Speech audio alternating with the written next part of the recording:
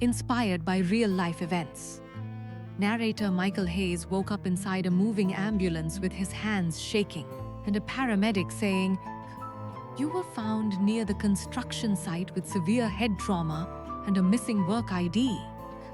And in that moment, his entire reality felt like it was missing pieces. Because 12 hours earlier, he was supervising a high-rise construction project in downtown Denver, responsible for safety checks and structural compliance, and now he was being treated as an unknown injured worker with no verified identity on record.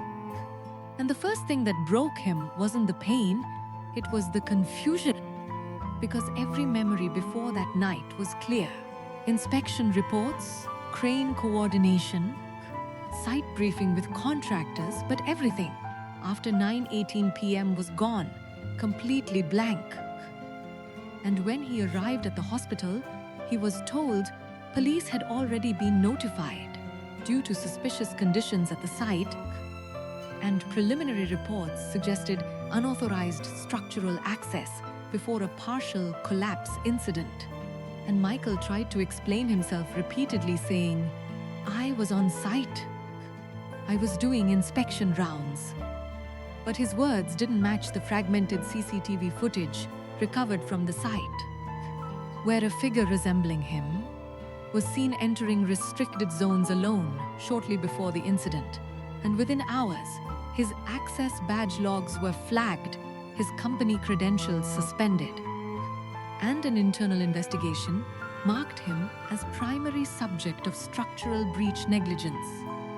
And suddenly, the identity he had built over years of disciplined engineering work collapsed under a version of himself he couldn't remember becoming.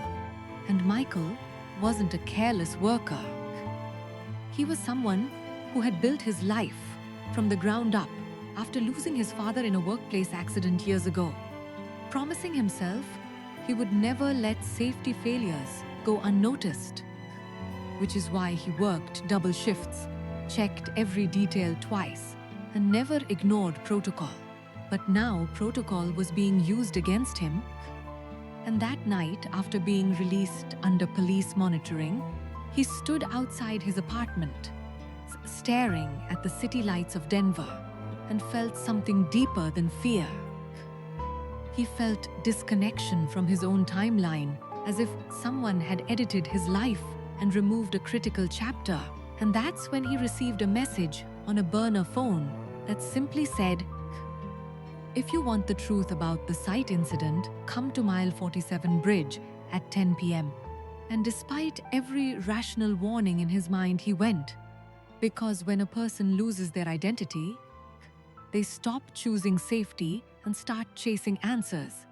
And at the bridge, he met Sophie Grant, a former structural forensics consultant who had worked on failure analysis cases involving construction sabotage and infrastructure fraud. And she didn't waste time comforting him. She showed him reconstructed sensor data from the construction site and said, "This wasn't an accident. Someone manipulated load distribution data inside the structural monitoring system." And Michael immediately said, "Then I'll prove I didn't do it."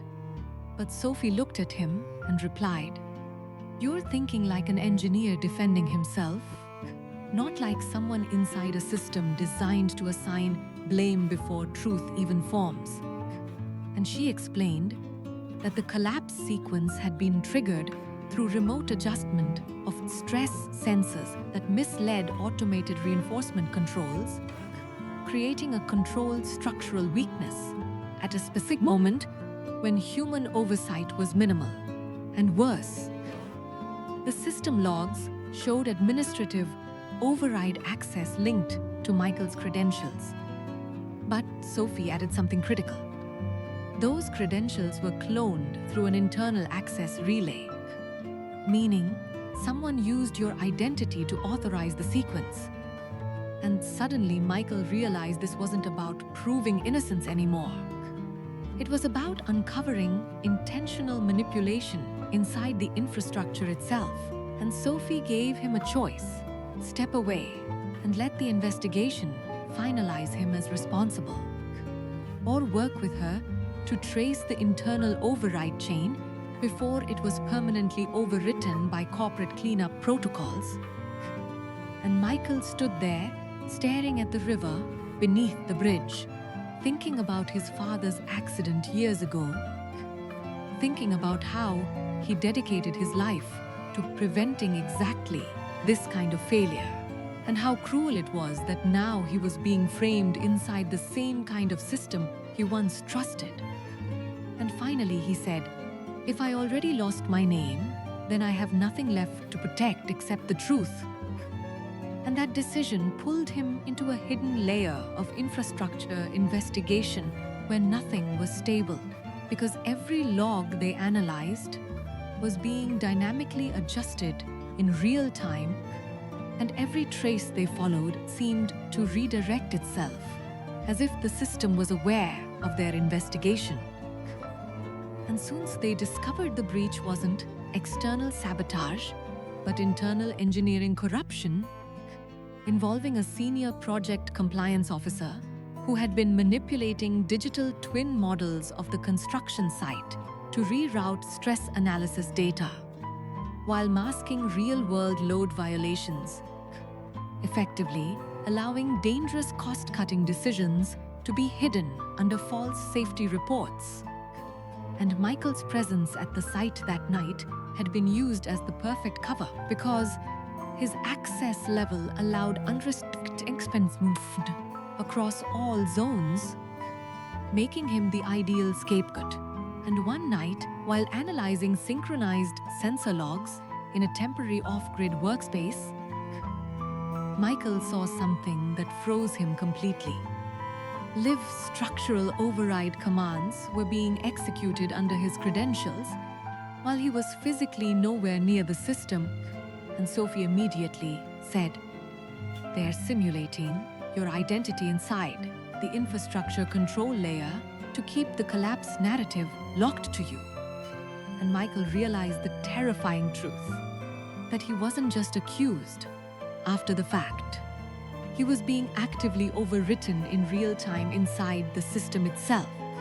And pressure escalated quickly because anonymous warnings started appearing on their devices, telling them to abandon the investigation or face permanent legal and financial destruction tied to the collapse. And sleep disappeared completely. Trust collapsed, and even silence felt like surveillance.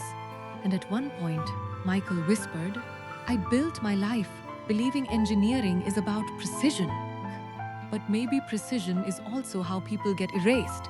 And Sophie replied, "Systems don't erase people randomly. They erase whoever becomes convenient."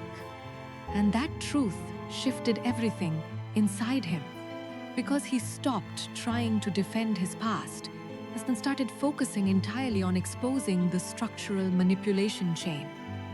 And eventually, they traced the override origin to a hidden supervisory control node, used for large-scale construction monitoring across multiple projects, where data streams were being selectively altered to hide material defects and accelerate project deadlines for financial gain. And Michael realized the collapse wasn't just an accident or framing attempt. It was part of a wider pattern of engineered negligence disguised as optimization. And when they finally compiled a full encrypted evidence package strong enough for federal escalation, internal countermeasures activated immediately and began wiping investigative traces across multiple servers. And Sophie said, "This is the point where most people disappear from the system entirely." And Michael replied, "Then I'll make sure the system remembers what it tried to erase." And together, they transmitted mirrored evidence logs to external federal safety investigators while securing backup chains across independent nodes. And within days, the investigation flipped direction completely. Emergency audits were launched, arrests were made inside the compliance chain, and the construction fraud operation was exposed as part of a larger infrastructure manipulation network. And when it was over, Michael returned to the site where the collapse happened. Standing in front of reconstructed steel beams under cold wind, realizing that what broke him wasn't the incident itself, but the illusion that systems are always honest. And when he met Sophie one last time at the bridge, she asked him, "What changed you the most?" And Michael looked at the flowing water below and said, "Not losing my identity, but realizing how easily it can be assigned to someone who never lived it." And she asked, "And what did you gain?" And after a pause, he replied, "The understanding that truth doesn't survive inside controlled systems. It survives only in the people who refuse to accept manufactured endings." And as he walked away alone through the city lights, reflecting on steel and glass, he finally understood the deepest reality of his journey. That sometimes life doesn't destroy you with chaos. It rebuilds you through false blame, until you become someone who can no longer be defined by what was assigned to you, but only by what you choose to uncover when everything is taken away.